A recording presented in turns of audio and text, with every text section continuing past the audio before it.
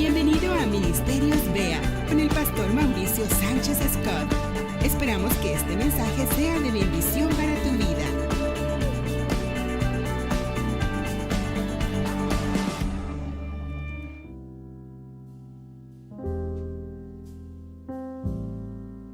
Dios es un Dios constructor y Dios desea que aquello que nosotros construyamos permanezca. Que aquello que nosotros estamos edificando permanezca, y Dios sabe cómo hacerlo para que nosotros, aquello que estemos edificando, permanezca ante el tiempo, ante las tormentas, ante los ataques de nuestros enemigos. Características de una buena construcción, de algo que ha sido bien edificado. Y todos estamos construyendo algo. Puedes estar construyendo una casa, un negocio, y nos interesa que estén bien fundamentados, sobre todo ahora que hay tanto huracán y tanto temblor que se nos ponen a preocuparnos, ¿no es cierto? Pero hay cosas todavía más importantes, como una carrera, un futuro, un matrimonio, una familia, una vida. Todo eso se construye y de igual manera tiene que estar bien fundamentado para que pueda resistir el paso del tiempo, para que pueda resistir las tormentas de la vida y para que pueda resistir ataques precisos en contra de aquello que hemos levantado. Y tú puedes decir, yo ya he levantado una familia, yo ya tengo un negocio, ya tengo un hogar. Bueno, y está edificado, y está incluso edificado sobre la roca. Aún así hay cosas que necesita toda construcción. Una de ellas es que debe de ser renovada. Todo aquello que se construye con el tiempo debe de ser renovado. Los techos se deben de impermeabilizar. La casa sería muy bueno renovarla. Si no me quieren, pregúntenle a su esposo y va a ver que quiere cambiar la sala o quiere cambiar algo de la casa. Porque las cosas empiezan a volver antiguas. Empiezan a no funcionar como estaban funcionando. Así que se necesitan ser renovadas. Y sabiendo que estamos hablando de cuestiones espirituales, ¿cómo viene esa renovación? Porque no vamos a cambiar la sala, ni vamos a cambiar el papel tapiz, ni vamos a impermeabilizar. ¿Cómo se renuevan las cosas espirituales? La respuesta la tenemos en la palabra de Dios, Romanos 12:2, nos lo deja saber.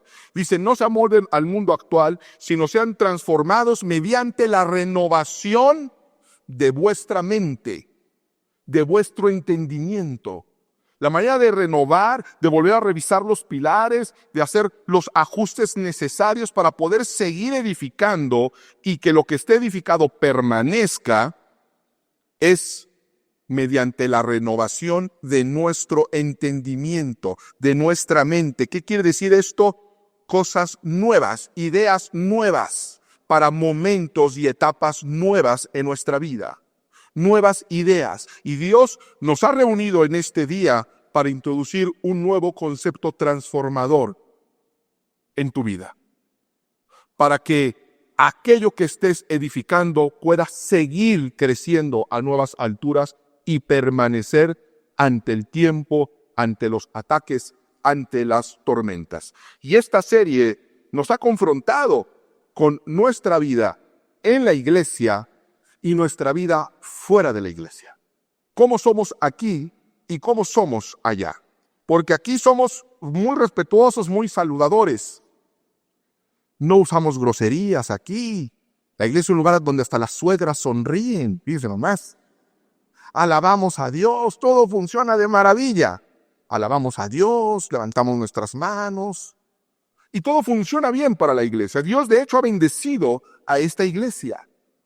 Podemos ver la mano de Dios sobre BEA. La ha cuidado de ataques sistemáticos. Aquí en este lugar nos han clausurado más de 4 veces, sin ninguna razón.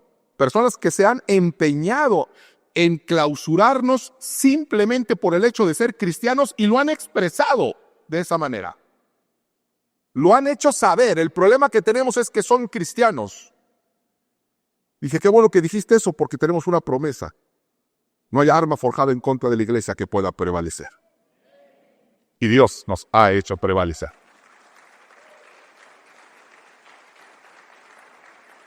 Nos ha hecho crecer como congregación, nos ha prosperado, hay unidad, hay armonía y hay gozo.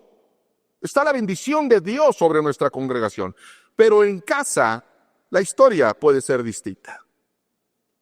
En casa puedes estar enfrentando división, tristeza, quebrantamiento, enfermedad. Hay un testimonio que me dijo una hermana que estaba sentada de este lado el domingo anterior, que me dijo que cuando viene aquí a la iglesia, sana aquí en la iglesia. Está aquí presente, hermano. Aquí está. Dijo, sano cuando estoy aquí. Se me quita el dolor cuando estoy aquí.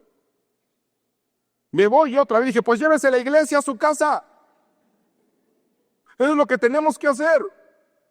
Nos tenemos que llevar la iglesia a casa. ¿Por qué? Porque somos los mismos. Eso es lo que es extraño. Somos los mismos. Tú puedes decir, bueno, es que mis broncas, mis rollos, mis pecados. Bueno, tus broncas, tus rollos, tus pecados, los traes aquí contigo, ¿no es cierto? Nosotros, de hecho, somos la iglesia. Cuando decimos que vemos el favor de Dios sobre Bea, no es sobre la construcción, es sobre nosotros mismos. Amén. Nos ha mantenido, nos ha sostenido, nos ha cuidado a nosotros. Pero salimos y en casa es otra historia. ¿Por qué si somos los mismos? ¿Cómo es posible que estemos en atmósferas diferentes si nosotros somos las mismas personas? Con los mismos defectos y los mismos pecados. La diferencia es que aquí hacemos cosas que en casa no hacemos. Aquí hacemos cosas que en casa no hacemos. Y aquí no hacemos cosas que en casa sí hacemos. Esa es la diferencia. Debemos entender que la iglesia es un modelo que Dios dio. Es un modelo en el cual Dios se relaciona con la humanidad, con el hombre. La iglesia es un modelo de eso. Y ese modelo funciona en la iglesia, funciona en la casa, funciona en un matrimonio, funciona en una familia, funciona donde lo apliques. El problema es que lo aplicamos en ciertos lugares y en ciertos lugares no. El modelo de una iglesia, ese modelo de relación hombre con Dios, es el mismo modelo de una familia. Es el mismo de un matrimonio, de una relación personal con Cristo. Tu familia es una iglesia donde debe haber y existir lo que existe en este modelo. Alabanza, lectura de la palabra de Dios, respeto a las autoridades, normas de comportamiento. Tu matrimonio es una iglesia donde debería de haber alabanza, lectura de la palabra, oración, respeto a la autoridad, normas de comportamiento.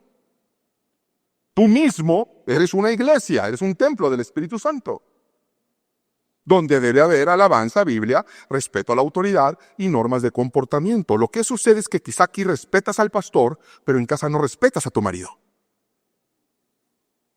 Lo que sucede es que aquí nuestros hijos obedecen a los sugieres y las instrucciones, pero en casa no respetan a sus pastores, que son sus padres. Vamos a imaginar esto. Imagínate que llegas el siguiente domingo. Llegas el siguiente domingo y lo primero que ves es que yo estoy sentado en un extremo del templo y la pastora está sentada en el otro extremo porque no nos dirigimos la palabra. Y de repente empezamos a discutir y nos empezamos a decir palabrotas uno al otro. Porque no las sabemos, ¿eh? Y tú ves eso y empiezas a escuchar a los pastores diciéndose groserías uno al otro. Y dices, bueno, a final de cuentas fueron un matrimonio, son humanos también. Es normal, bueno, pues mira, y vas y te sientas. La Biblia dice que no juzgue para no ser juzgado, te sientas. Y te sientas y encuentras que ahora enfrente de ti hay una televisión. Algunos tienen un iPod donde se pueden poner sus audífonos. Pues le prendes el canal y empiezas a ver ahí lo que quieres. Los otros llegan y se ponen sus audífonos y empiezan a ver música de todo tipo. Algunos música cristiana, otros música secular, algunos programas edificantes, otros programas blasfemos. Las Biblias se quedan donde están, en una repisa, nunca sacamos Biblias. Empieza a escuchar a unos hermanos allá al lado contando chistes colorados. El grupo de alabanza, unos fumando, otros platicando, tomando, cantan una alabanza y la mezclan con Despacito. Los diáconos ocupados en cualquier cosa y preocupados en todo menos en servir a los demás. Imagínense ese domingo, imagínense ese servicio. Y yo te pregunto, ¿tú crees honestamente que Dios bendeciría esta iglesia? Entonces, ¿por qué crees que va a bendecir tu casa? Si Dios no va a bendecir ese modelo aquí, ¿por qué piensas? ¿De dónde crees? ¿De dónde sacas la idea que va a bendecir ese modelo en casa? Porque eso fue lo que hice, traer el modelo que hay en muchas casas a la iglesia. Lo transporté de casa a iglesia. Tenemos que regresar al modelo donde lo primero es buscar a Dios, que es lo que hacemos aquí. Al modelo donde se alaba a Dios, donde se lee la Escritura, donde hay orden y donde hay respeto. Y entonces las cosas cambiarían. Salmo capítulo 1, verso 1. Bienaventurado el varón que no anduvo en consejo de malos, ni anduvo en camino de pecadores, ni en silla de escarnecedor se ha sentado, sino que en la ley de Jehová está su delicia y en su ley medita de día y de noche. Será como un árbol plantado, que da su fruto a su tiempo, y su hoja no cae, y todo lo que hace prosperará. Todo lo que haces prosperará. Todo lo que construyas será prosperado.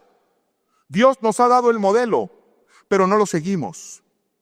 Y hay cosas tan evidentes en el modelo de iglesia y tan naturales para nosotros, pero que no somos capaces de aplicarlo en casa. ¿Qué hay en una iglesia? ¿Qué hacemos aquí que tú puedas aplicar en casa?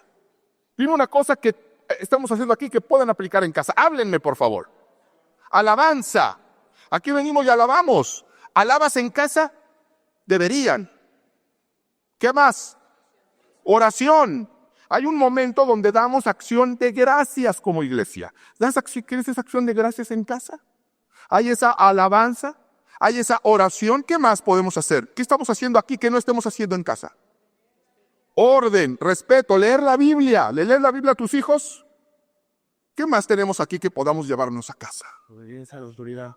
Obediencia a la autoridad. Es tan importante eso. ¿Qué más hay aquí que nos podamos llevar a casa?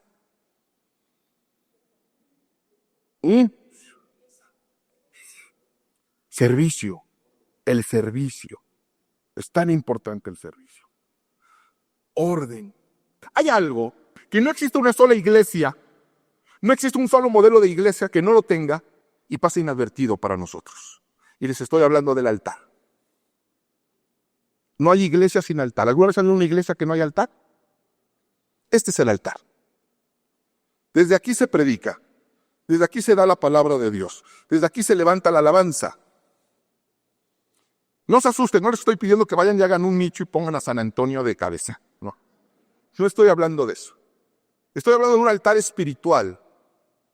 Porque estamos hablando de un modelo espiritual. Que aquí se hace visible para poderlo aplicar. Pero no hay una iglesia donde no exista un altar. De hecho, los altares existen desde antes que existiera el concepto de templo. Y es un invento de Dios. Acompáñame a Génesis capítulo 35. Con esto en mente, vamos a renovar nuestro entendimiento con un concepto nuevo que va a cambiar tu vida y tu manera de relacionarte con Dios. Génesis capítulo 35. Y los pongo un poco en contexto. Jacob está huyendo de su hermano Esaú. Está en un momento de mucho peligro. Su vida está en peligro. La vida de su familia está en peligro. Y él clama a Dios. Y va a tener un encuentro con Dios. Dios se le va a revelar en un lugar. Curioso, porque estamos hablando de Jacob, hijo de Isaac, hijo de Abraham. Yo me imaginaría que había tenido un encuentro con Dios a muy temprana edad. Pero ¿qué creen? Nunca había tenido un encuentro con Dios. Nunca había tenido un verdadero encuentro con Dios, a pesar de que su padre era Isaac y su abuelo Abraham, el padre de la fe, el amigo de Dios. Y él no había tenido un encuentro personal con Dios. Pero va a clamar y Dios se le va a revelar. Y en ese contexto sucede eso. Génesis 35, 1. Dijo Dios a Jacob, levántate y sube a Bet-el y quédate ahí y haz ahí un altar al Dios que te apareció cuando huías de tu hermano Esaú. La idea de que un altar sea edificado para Dios fue de Dios mismo. Le dijo, levántate, ve y edifícame un altar.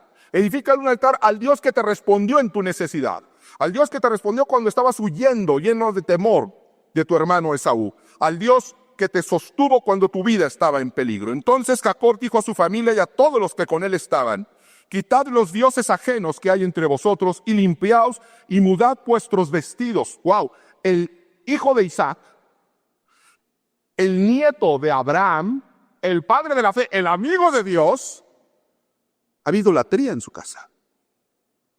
Había idolatría en su casa. Pero tiene un encuentro con Dios y Dios le dice: edifícame un altar.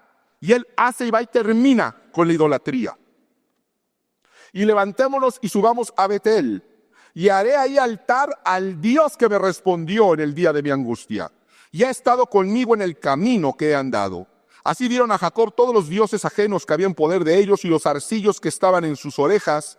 Y Jacob los escondió debajo de una encina que estaba junto a Siquem. Saltamos al versículo 7. Y edificó ahí un altar y llamó al lugar El Betel, porque ahí le había aparecido Dios cuando huía de su hermano. Entonces murió Débora, ama de Rebeca, y fue sepultada al pie de Betel, debajo de una encina, la cual fue llamada Alon Bacut. Apareció otra vez Dios a Jacob cuando había vuelto de Padán Aram y le bendijo. Y le dijo Dios: tu nombre es Jacob, no se llamará más tu nombre Jacob, sino Israel será tu nombre. Y llamó su nombre Israel. También le dijo Dios: yo soy el Dios omnipotente, crece y multiplícate. Una nación y conjunto de naciones procederán de ti, y reyes saldrán de tus lomos. La tierra que he dado a Abraham y a Isaac la daré a ti, y a tu descendencia después de ti daré la tierra. Y se fue de él Dios del lugar donde había hablado con él. Y Jacob erigió una señal en el lugar donde había hablado con él, una señal de piedra, y derramó sobre ella libación y echó sobre ella aceite. Y llamó Jacob el nombre de aquel lugar donde Dios había hablado con él, Bet-El. Jacob clama a Dios en un momento de angustia, un Dios del cual había escuchado hablar, un Dios del cual había sido adoctrinado, pero no conocía personalmente. Pero clamó a él y Dios se le va a revelar. Lo va a sustentar, lo va a respaldar, lo va a salvar y le va a dar una instrucción: ve y edifícame un altar. Edifica un altar porque quiero comunicarme contigo, y un altar es necesario.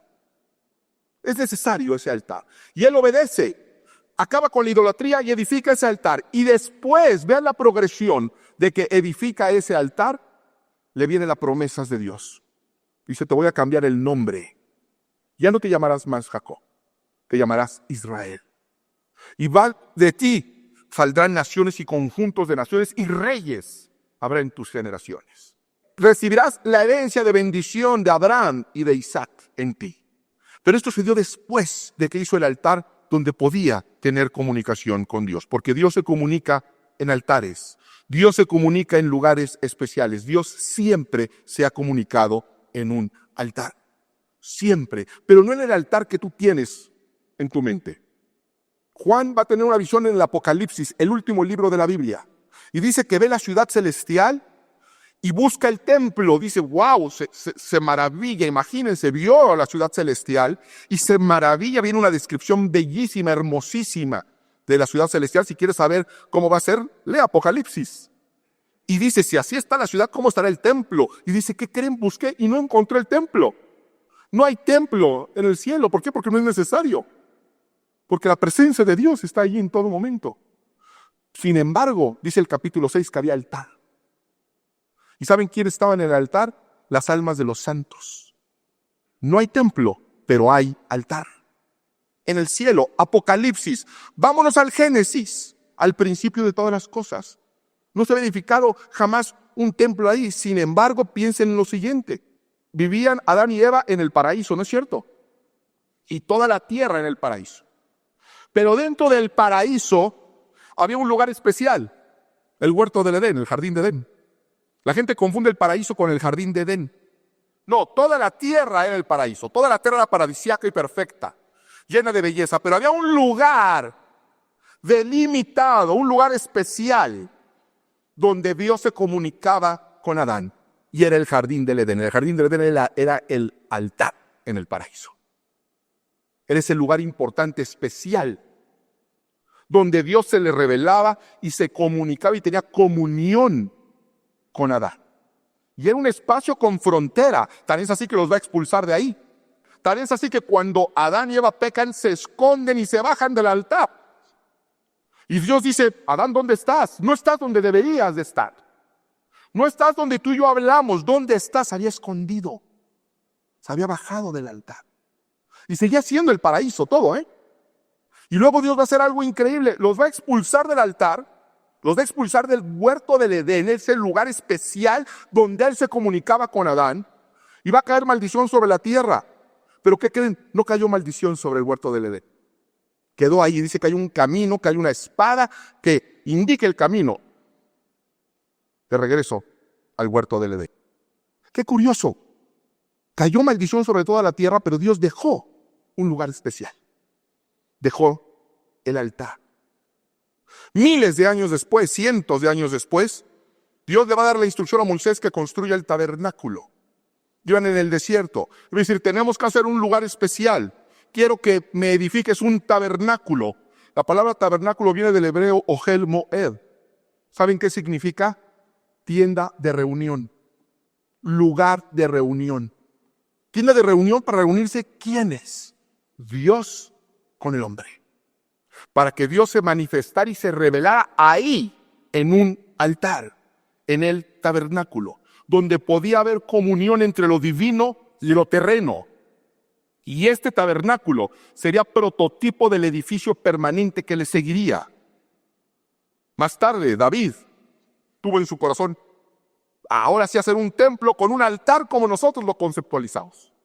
Él no lo llevaría a cabo, pero Salomón sí. Y cuando por fin estuvo ese altar construido en un templo, Dios le hace saber al hombre que sin embargo el Altísimo no habita en casas construidas por manos humanas. Hechos capítulo 7. Pablo hablaría en 2 de Corintios 5 de un edificio no hecho de manos humanas.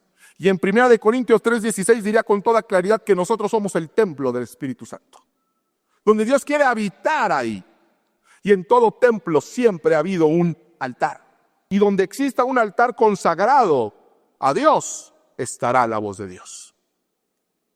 En todo lugar donde exista un altar consagrado a Dios, exclusivo para Dios, estará la voz de Dios.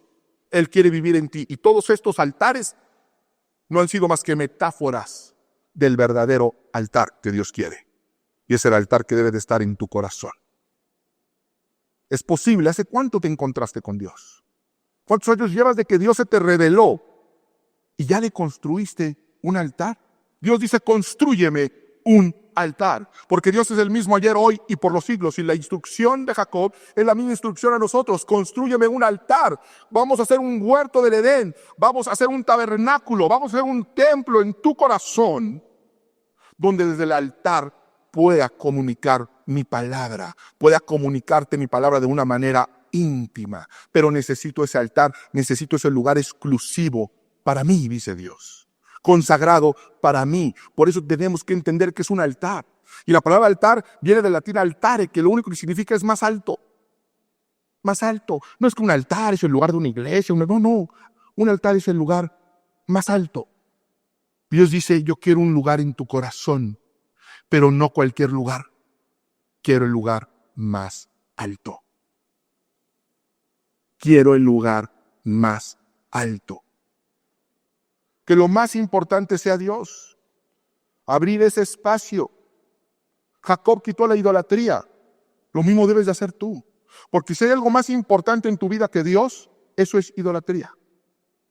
No puede haber algo más que importante que Dios en tu vida.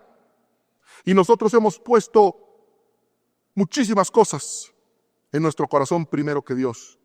Jacob quitó la idolatría y nosotros debemos de hacer lo mismo. Cualquier cosa en tu corazón más importante que Dios es idolatría. Y no se necesita ser perfectos para darle el lugar más alto a Dios. Por eso usé a Jacob de ejemplo. Y tú me puedes decir, bueno, sí, Jacob.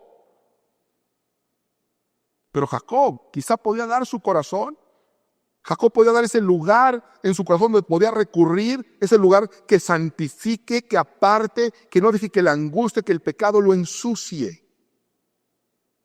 Por eso dice la Escritura en Proverbios que sobre toda cosa guardada guardes tu corazón, porque de él mana la vida. Así que tenemos que cuidar el altar. Nosotros lo hacemos aquí en la iglesia con el altar. Yo soy muy delicado con el altar. Pregúntenle al líder de alabanza de los músicos. Digo, a mí no me anden subiendo sus vasitos, ni su yogur, ni sus mochilas. Ni me dejen sus estuches de sus instrumentos. Y no porque piense que la alfombra está bendita, está vigida, sino por lo que el altar representa. Representa ese lugar íntimo consagrado a Dios, desde el cual Dios se va a revelar. Así que procuramos mantenerlo limpio, mantenerlo ordenado, mantenerlo lo mejor que se pueda. Lo mismo tenemos que hacer con nuestro corazón. Y tú me puedes decir, es que Dios a mí no me habla. ¿Ya le has construido un altar? A mí Dios no me habla. ¿Ya has construido un altar? Porque Dios habla desde los altares. Y dices, quizá no le hemos entregado eso a Dios porque nuestra idea de santidad, de consagración, nos queda muy grande y nos da vergüenza porque puedes ir con estas cadenas, con estas adicciones, con estos problemas, con este pecado. ¿Cómo va yo a tener algo puro, santo en mi corazón para Dios? Y por eso Dios nos muestra la historia de Jacob. Y te puedes decir, sí, pastor, pero es Jacob, al final de cuentas sí, era malandrín, era tramposo, era manipulador, engañador, usurpador. Pero su papá era Isaac. Su abuelo era Abraham. Yo vengo de familia de alcohólicos. Yo vengo de familia de golpeadores. Vengo de una familia violenta. Vengo de una familia que venimos arrastrando enfermedades mentales, de incrédulos, de desleales, de infieles. Permíteme mostrarte otro ejemplo. Jueces capítulo 6, versículo 1 al 24. Los hijos de Israel hicieron lo malo ante los ojos de Jehová, y Jehová los entregó en manos de Madián por 7 años. Aquí empezó la situación y aquí empieza el problema. Los hijos de Israel hicieron ¿qué? Lo malo ante los ojos de Jehová, y Jehová los entregó en manos de Madián, de los madianitas, por 7 años. Y la mano de Madián prevaleció contra Israel. Y los hijos de Israel, por causa de los madianitas, se hicieron cuevas en los montes y cavernas y lugares fortificados. Pues sucedía que cuando Israel había sembrado, subían los madianitas y amalecitas, y los hijos del oriente contra ellos subían y los atacaban. Y acampando contra ellos destruían los frutos de la tierra hasta llegar a Gaza, y no dejaban qué comer en Israel, ni ovejas, ni bueyes, ni asnos, porque subían ellos y sus ganados, y venían con sus tiendas en grande multitud, como langostas. Ellos y sus camellos eran innumerables. Así venían a la tierra para devastarla. De este modo empobrecía a Israel en gran manera por causa de Madián, y los hijos de Israel clamaron a Jehová. Yo no sé si tú te has sentido así en alguna ocasión. Que el mal prevalece contra ti. Que vas perdiendo terreno. Los israelitas, dice, se iban empobreciendo en gran manera. Perdieron sus granjas, perdieron sus terrenos, se tuvieron que ir a vivir a las cuevas. Imagínense, como hombres de la época de las cavernas, se tuvieron que ir a las cuevas a vivir por el miedo, porque los devoraban, eran como langostas. Los madianitas. La culpa no la tenían los madianitas. La culpa era que se habían alejado de Dios y habían hecho lo malo. Versículo 1, ¿recuerdan? Porque nosotros a veces le decimos que la culpa es el gobierno. No, la culpa es de mi pareja, la culpa es de fulanito, la culpa es de sutanito. Si el mal está prevaleciendo en contra de ti, es muy probable que la culpa sea tuya. Que estés haciendo lo malo delante de Dios, que te hayas bajado del altar. Pero hicieron algo, clamaron a Jehová. Clamaron a Jehová a causa de los madianitas. ¿Y qué hizo Jehová? Jehová envió a los hijos de Israel un varón profeta, el cual les dijo: yo os hice salir de Egipto y os saqué de la casa de servidumbre. Os libré de mano de los egipcios y de mano de todos los que os afligieron, a los cuales eché de delante de vosotros. Y os di su tierra y os dije, yo soy Jehová vuestro Dios. No temáis a los dioses de los amorreos, en cuya tierra habitáis, pero no habéis obedecido mi voz. ¿Ha prevalecido lo malo en tu vida? ¿Llevas una mala racha de años? Ha venido pobreza, quebrantamiento, te sientes intimidado, las problemáticas te sobrepasan. Así estaba la nación de Israel. Y el origen, dejaron de escuchar a Dios. No fueron los mañanitas, no era el gobierno, no era la crisis, no era la inflación. Habían dejado de escuchar a Dios. Destruyeron el altar. Pero clamar. Jeremías 33:3 dice, clama a mí y yo te responderé. Así que clamaron.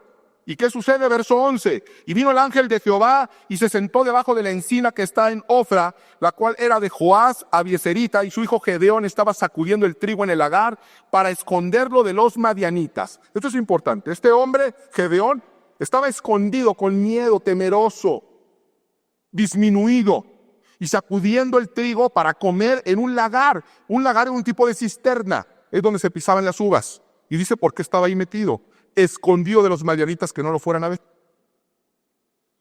Entonces está con miedo este hombre que se ha empobrecido en gran manera, humillado, quebrantado, con hambre, y ahora escondiéndose de sus enemigos, sacudiendo el trigo para poderse llevar los granos a su casa.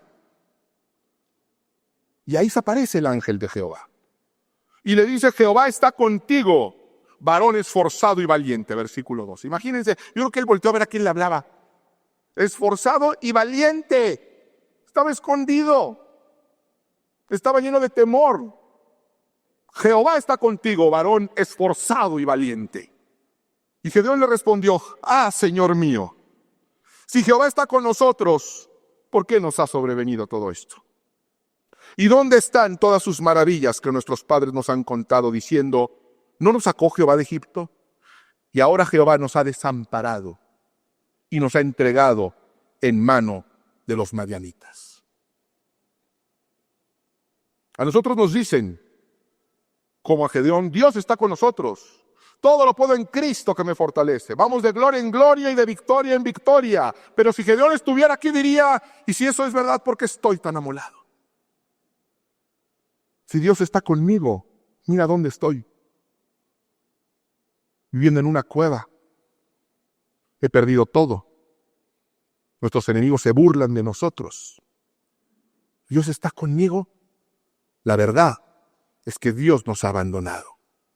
¿Por qué estamos así?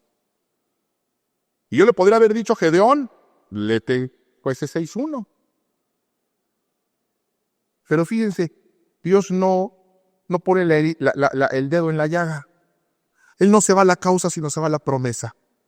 Está diciendo, ¿por qué si estás con nosotros estamos así? Fíjense lo que Dios le va a decir.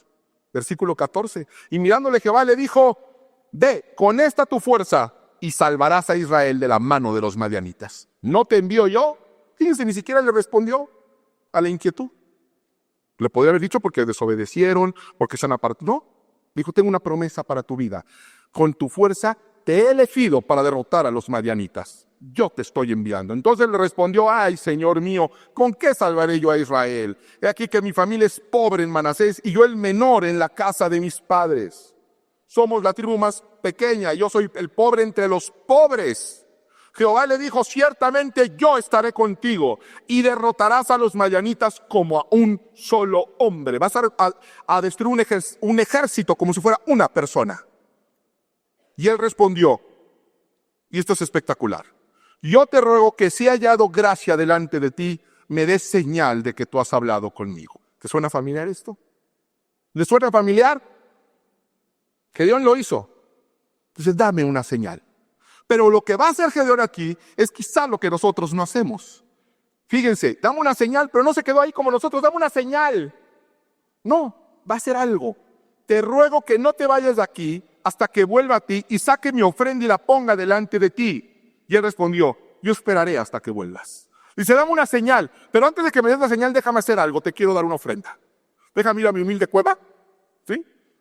y te voy a traer algo. Ni siquiera vayas a mi cueva porque pues no está muy bonita. Pero yo te voy a traer algo. Déjame ofrendarte algo para que me des señal.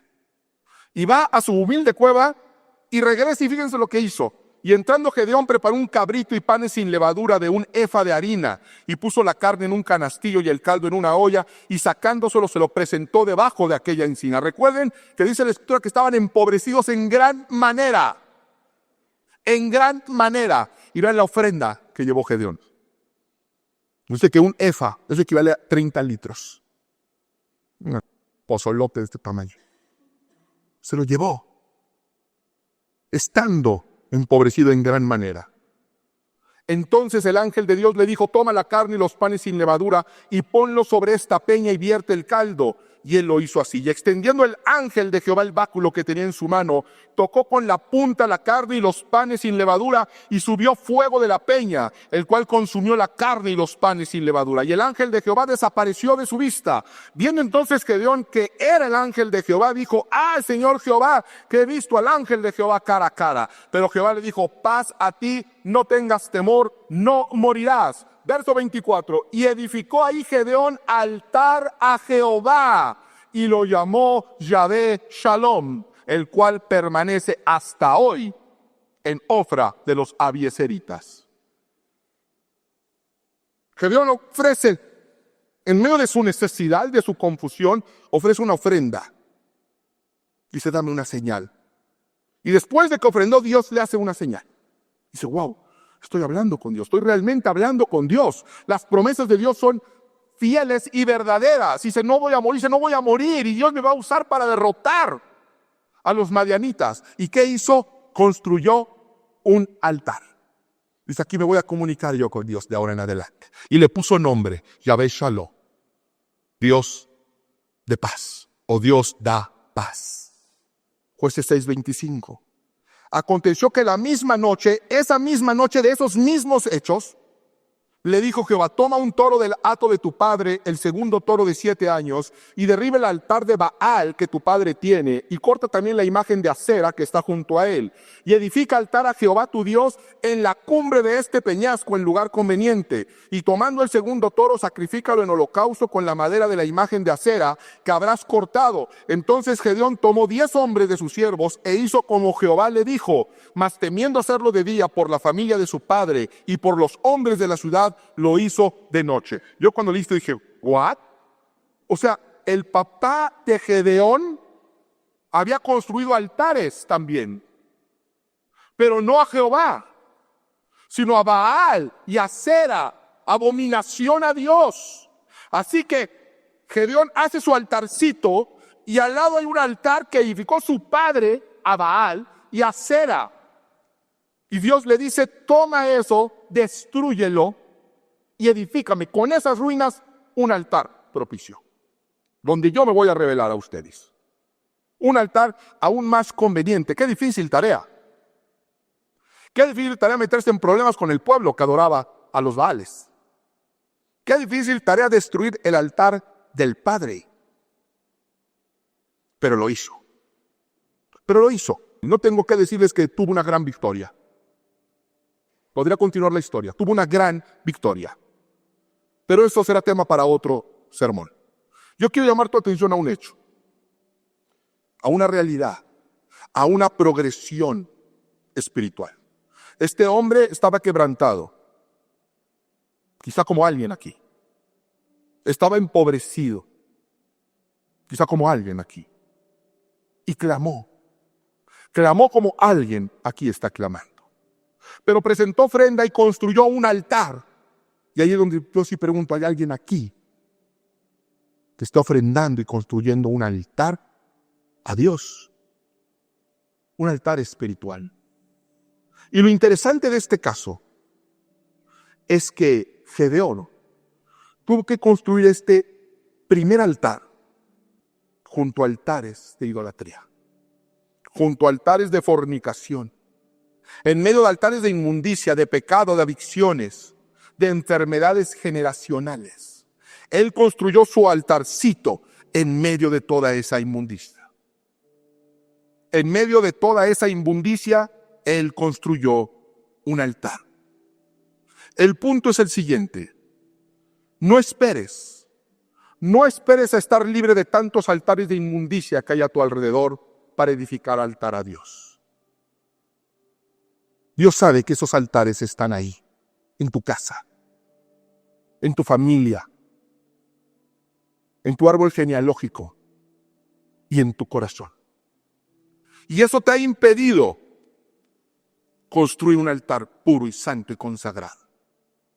Pero Dios mostró en esta historia una realidad. Nos muestra con Jacob y con Gedeón que ellos no eran dignos de Dios, no eran buenos, pero Dios es bueno y Dios es digno. Y Él dice, haz un altar. Y si tú construyes un altar para tener comunión conmigo, ese primer altar que tú hagas, yo te daré la autoridad para destruir todos los demás altares, incluso generacionales. Cuando tú me construyas el primer altar en tu corazón, entonces yo te voy a dar la autoridad de destruir los altares que tu familia ha construido. De construir los altares a tu alrededor de inmundicia, de fornicación, de pecado, de pornografía, de violencia familiar, de adicciones. Pero constrúyeme el primer altar y yo te daré autoridad para destruir todos los demás altares. Y yo me revelaré y te diré, yo soy el Dios todopoderoso, el Dios que todo lo puede, el Dios que cura cáncer, el Dios que cambia el luto en baile, el Dios que trae el shalom, la paz que sobrepasa todo entendimiento, que trae una atmósfera donde no hay preocupación, donde no hace falta nada y donde nada esté roto. Dios te dice, hoy quiero tener una relación íntima contigo. Pero tu problema es que has puesto en el altar a alguien que no soy yo. Y es ese alguien que te ha llevado a la tristeza, a la depresión, a la equivocación, al quebrantamiento. Porque has puesto a alguien en el lugar más alto. Y ese lugar me corresponde a mí, dice el Señor. Yo quiero tener una relación íntima, yo te amo con amor eterno. Pero soy santo, soy fiel. Yo nunca te voy a abandonar, siempre te voy a sustentar. Nunca te voy a fallar. Pero Dios es un caballero. Y te dice, yo no quiero relaciones de ocasión. Si quieres tener una relación conmigo, me vas a tener que llevar al altar. Ministerios BEA con el pastor Mauricio Sánchez Escort. Esperamos que este mensaje sea de bendición para tu vida. Para conocer más, visita nuestro sitio en internet www.iglesiabea.com. Gracias por escucharnos.